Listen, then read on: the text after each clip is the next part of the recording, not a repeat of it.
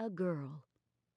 These two conditions taken individually were minor handicaps, but toss them together, and you would understand the difficulties I experienced growing up. There are kingdoms where a woman is prized for her mind, where she is more than a trophy or a poorly paid housemaid. Kingdoms where the chains of 1,000 years of chauvinism have finally rusted away. I was not born in one of these kingdoms. I was not very popular among the male suitors of my village. It was nothing personal. Husbands just prefer living wives, and I met so few potential spouses locked in my parents' basement. At the age of 18, I was already an old undead maid sitting in a darkened cellar waiting to die. Of course, I don't die. Not like normal people. Certainly old age wouldn't accomplish the task, so I settled in for a very long wait. I figured it would be another 50 years before my parents died, and one of my brothers or sisters would inherit caretaking duties of their poor, wretched sibling. One of their children would take over next. And so on and so on. Until one day they either forgot me, or all died, or maybe, just maybe, an angry mob would drag me from the shadows and burn me at the stake. Not much to look forward to, but no one is master of their fate, and my lot was not all that terrible in the end. All that changed with the arrival of Ghastly Edna. That wasn't her real name. I never learned it. I just called her Ghastly Edna because it seemed a proper witch's name.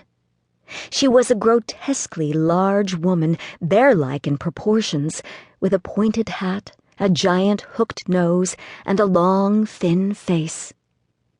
Her skin, while not truly green, possessed a slick olive hue. Her nose even had a wart. Ghastly Edna's only flaw, witchly speaking, was a set of perfectly straight, perfectly polished teeth. The day I met Ghastly Edna changed everything, and I remember it well. The basement door opened. I scrambled to the foot of the stairs to collect my daily meal. Instead, she came lumbering down. Her bulky frame clouded the light filtering behind her. She placed a calloused hand under my chin and smiled thinly.